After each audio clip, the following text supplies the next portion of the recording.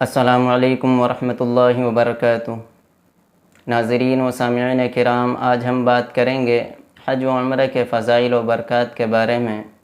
کہ اللہ تعالیٰ نے حج و عمرہ کے کیا کیا فضائل و برکات رکھے ہیں، اور ان حجاج کرام کے بارے میں جن کو اللہ تعالیٰ نے حج کے لیے قبول فرمایا اور آپ علیہ الصلاۃ والسلام کے شہر مکہ و مدینہ کی زیارت کے لیے منتخب فرمایا۔ دعا کریں کہ اللہ تعالیٰ مجھے بھی اور آپ تمام کو بھی وہاں جانے کی سعادت نصیب فرمائے، چونکہ ہر شخص کا جی چاہتا ہے کہ ہمیں بھی آپ علیہ الصلاۃ والسلام کے شہر مکہ و مدینہ کی زیارت نصیب ہو جائے۔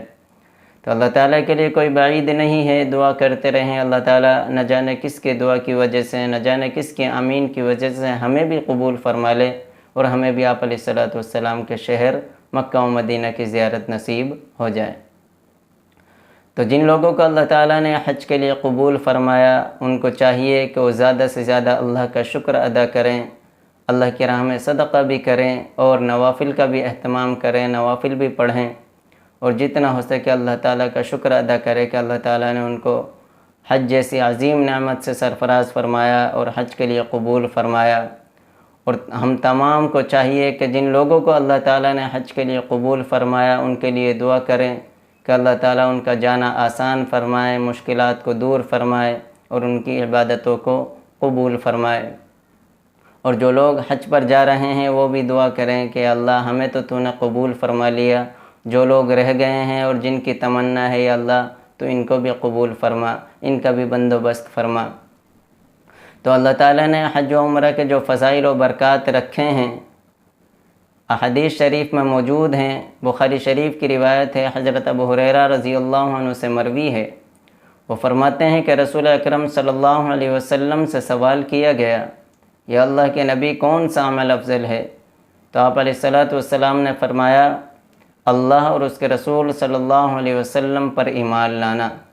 سوال کیا گیا پھر کون سا عمل افضل ہے؟ تو آپ علیہ الصلاۃ والسلام نے فرمایا، اللہ کی راہ میں جہاد کرنا۔ سوال کیا گیا پھر کون سا عمل افضل ہے؟ تو آپ علیہ الصلاۃ والسلام نے ارشاد فرمایا، حج مبرور، یعنی اخلاص سے کیا ہوا مقبول حج۔ تو اس سے پتہ چلا کہ ہمیں اپنی عبادت میں اخلاص پیدا کرنا چاہیے۔ عبادت میں جتنا اخلاص ہوگا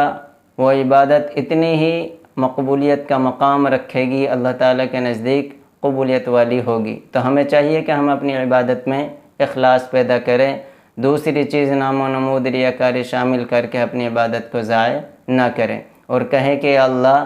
یہ مال بھی تیرا ہی دیا ہوا، یہ طاقت بھی تیری ہی دی ہوئی ہے، اور یہاں تک پہنچانے پر بھی تو ہی قادر ہے، ہمارے کرنے سے کچھ نہیں ہوتا، یہ جو کچھ کیا تو نے ہی کیا ہے۔ تو جب رب کے ہی کرنے سے سب کچھ ہوا، مال بھی رب کا دیا ہوا، طاقت بھی رب کی دی ہوئی، تو ہمیں بھی اپنی عبادت کا مقصد صرف اور صرف رب کو راضی کرنا اور رب کو خوش کرنا ہونا چاہیے، دوسرا کوئی مقصد نہیں ہونا چاہیے۔ تو پھر ہم تمام فضائل و برکات سے بھرپور فائدہ اٹھائیں گے۔ جیسا کہ دوسری روایت ہے، بخاری شریف کی روایت ہے، حضرت ابو ہریرہ رضی اللہ عنہ سے مروی ہے، وہ فرماتے ہیں کہ رسول اکرم صلی اللہ علیہ وسلم نے ارشاد فرمایا، جس شخص نے حج کیا اور حج کے درمیان کوئی فحش اور بیہودہ بات نہیں کی اور نہ ہی اللہ تعالیٰ کی نافرمانی کی، تو وہ گناہوں سے اس طرح پاک اور صاف ہو کر لوٹتا ہے جیسا کہ اس کی ماں نے اسے آج ہی جنم دیا ہو۔ اب دیکھیں اللہ تعالیٰ کتنی بڑی نعمت سے نواز رہا ہے کہ مال بھی رب دیوے اور وہاں جانے کی طاقت اور استطاعت بھی رب عطا کرے، اور پھر جب وہ بندہ اس کام کو انجام دے لیتا ہے تو پھر اللہ تعالیٰ انعام میں دے رہے ہیں کہ اس بندے کو گناہوں سے اس طرح پاک اور صاف کر دیتا ہے جیسا کہ اس کی ماں نے اسے آج ہی جنم دیا ہو۔ تو یہ بھی بہت بڑی نعمت ہے ہمارے لیے، اور اللہ کی رحمت، اس سے پتہ لگتا ہے کہ اللہ کی رحمت کتنی وسیع ہے۔ ایک اور روایت ہے سنن ابن ماجہ کی، حضرت ابو ہریرہ رضی اللہ عنہ فرماتے ہیں کہ رسول اکرم صلی اللہ علیہ وسلم نے ارشاد فرمایا، حج و عمرہ پر جانے والے اللہ تعالیٰ کے خصوصی مہمان ہیں۔ اب دیکھیں، بندوبست اللہ کرا رہا، مال اللہ دے رہا ہے اور جانے کی طاقت اللہ دے رہا ہے، اور پھر اللہ کہہ رہا ہے کہ یہ میرے خصوصی مہمان ہے۔